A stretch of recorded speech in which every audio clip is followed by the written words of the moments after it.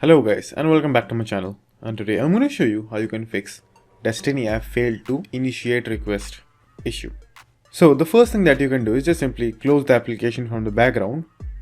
Then just simply go to your Play Store and check whether do you have an update or not.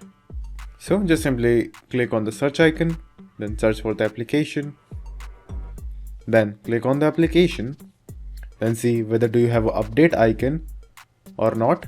You can do the same process in your iOS devices as well. Just check whether do you have an update or not, and if you have, just simply click on update. So if this doesn't help you, the next thing that you can do is just simply clear the cache.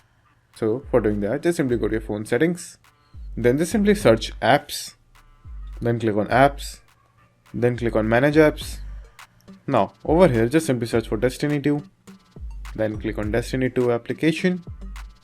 Now over here, what you have to do is first just simply click on force stop, then click OK, and next just simply click on clear data, and over there you will find a clear cache. So just simply click on clear cache, then click OK, and then after doing that, just simply restart your device and check whether your problem is fixed or not.